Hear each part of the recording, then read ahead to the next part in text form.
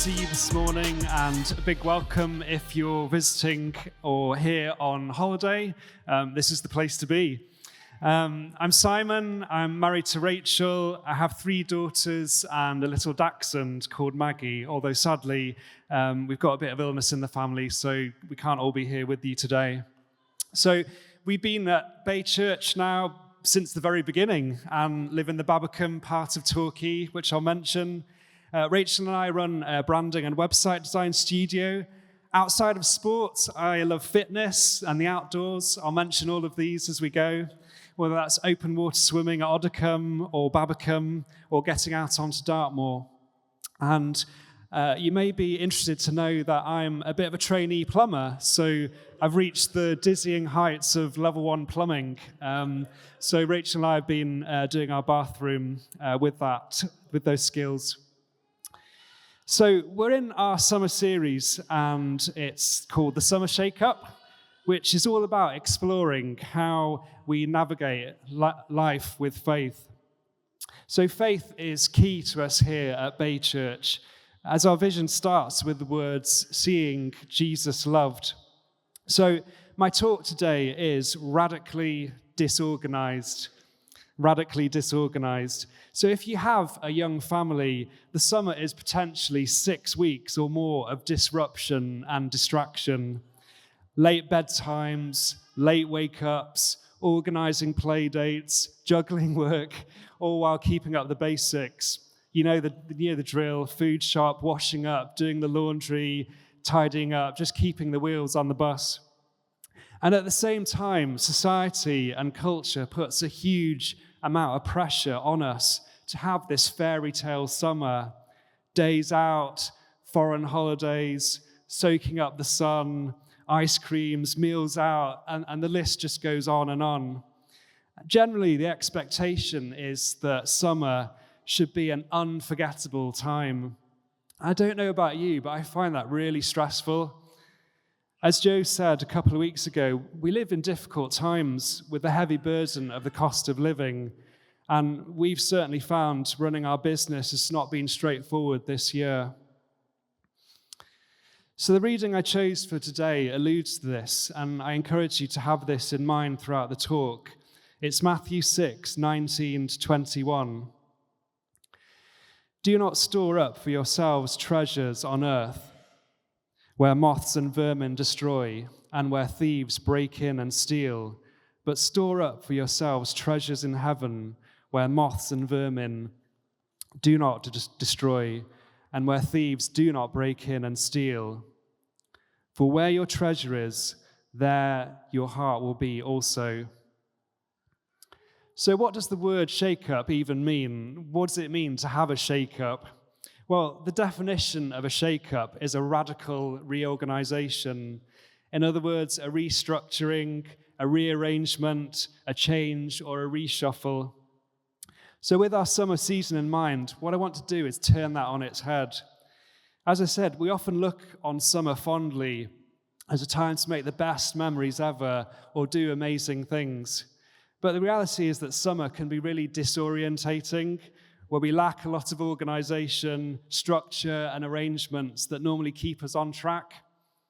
Frankly, it can be quite disappointing, and that's before factoring in the weather. So how can we press into God in this season and keep growing? My encouragement this morning is that we embrace the feelings of disorganization, disorientation, and potential disappointments. I want to argue that living radically is about embracing small habits and small actions and doing them locally, not the big things. By going against the grain, we can leave room for God to move, speak, and change our lives. So those of you who know me well know that I'm a man of habits, and I'm not ashamed to admit that. I like to structure my day around things like exercise, getting important things done, and keeping on top of household admin. Hand on heart, though, I find summertime incredibly unsettling and have done for many years, particularly since having children. With children off school, the usual routines and habits get pushed out in order to look after my children and keep them occupied. I struggle to get done the things I consider important or my priorities. What's more, I resent that frustration that I feel towards those who should be the most important in my life. So the reason for these uncomfortable feelings is that our behaviors and our habits are a reflection of our identities. And this is a notion that James Clear talks about in his book, Atomic Habits. When we repeat a behavior, it helps to reinforce the identity associated with that particular behavior.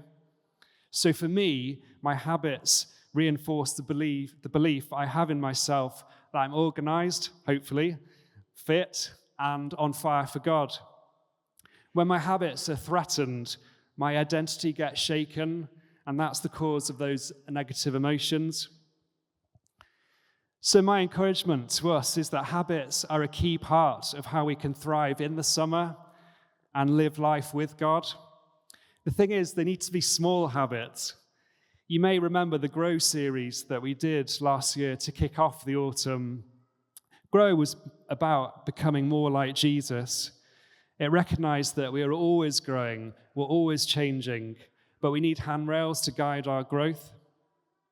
So after lots of trying and failing, here are just a few examples of small habits that help me keep me grounded and focus on God through the summer, such as a short 10-minute slot first thing in the morning where I read the Bible and pray, or spending 5 minutes just writing something quick in my journal, or keeping up my daily exercise routine.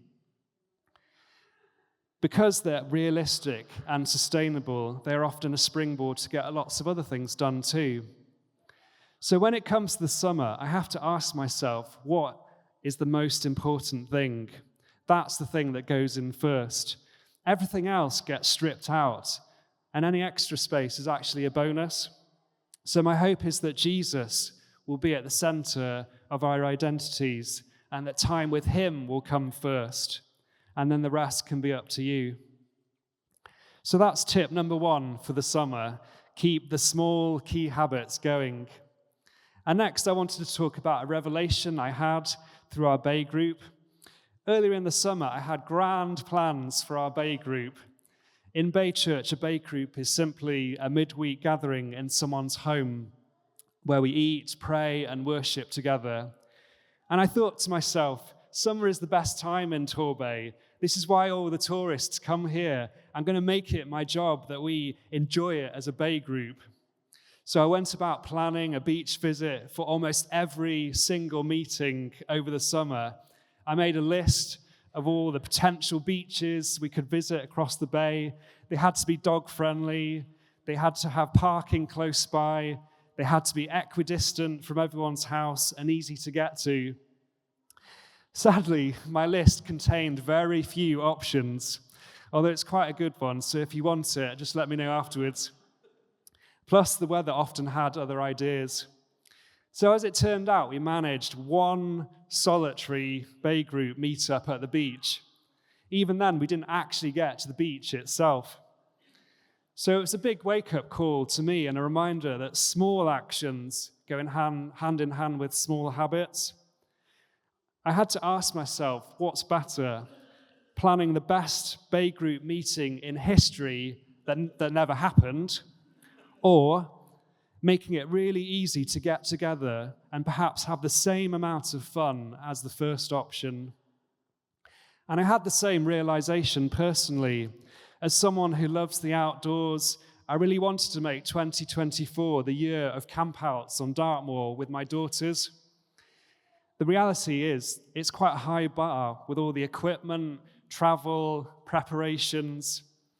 Instead, I had to content myself with easier, more regular things like swims at the beach or going on the paddleboard. But the old saying is true. You don't remember the activity itself. You remember the people that you're with. And that's Jesus' heart for us. As we put him at the center of all we do, especially in the small things, we experience his love and his blessings. So that's tip number 2 for the summer. Focus on the small actions that are not only manageable, but actually bring more joy than the big set pieces. And lastly, alongside the small habits and the small actions, I want to add small spheres. It's so easy to look far beyond where we live, as if that will automatically mean a better experience. Since moving to Devon, I've often been guilty of that. I say to myself, I'll find better adventures in Cornwall, or I need to get into sea kayaking or yachting for more excitement, or maybe Dartmoor is the best place to go because it's the highest point in Devon. These are all things I say to myself. But what I want to do this morning is to actually encourage us to narrow our spheres. Often God brings us to a place because he has the best for us on our doorstep. As I've focused more on my local sphere, I've come to a much deeper appreciation and experienced joy through what I find locally. Walking the southwest coastal path from Babbacombe to Maidencombe with my eldest daughter, or making beach art with my youngest daughter at a local beach, which often gets overlooked for some of the more popular ones, or visiting Start Point with Rachel, which is one of the most southerly points in Devon, or perhaps just simply exploring a footpath I've not used before for a diversion and a hidden view of a familiar beach. There's so much for us here in the Bay, if only we open our eyes to it. And the other thing I've been doing over the last year is picking up litter on our road and clearing rubbish from the shared lane at the back of the house, plus doing a bit of mowing. At first, I felt really self-conscious and a little bit foolish, but over time, people have come out of the woodwork to thank me. And I've also noticed neighbours have started to pitch in, and suddenly there's a bit more pride in the local area. That feels really good, but actually for me, that's a sign of the kingdom of God on the move. So I want to finish by returning to the book I quoted earlier. It's one of my favorite books of all time, Atomic Habits by James Clear. One of its core messages is, fundamentally, habits are not about having something, they're about becoming someone. And I'm going to paraphrase that a little bit.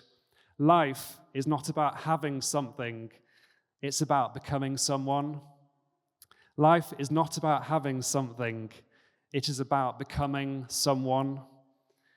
So society tells us that we need to spend big, live extravagantly, and accumulate for ourselves. But Jesus' message and example is that it's more important that we become who he's made us to be. When we do that, we experience the blessings of following his way, whether that's joy, peace, or perhaps success. When I'm wrestling with that, I talk to Jesus and I simply say, Jesus, help me reach my full potential. And then I just let Jesus show me what that looks like. So this is the nature of radical disorganization, embracing the small habits, the small actions, and cultivating the sphere around us, first and foremost.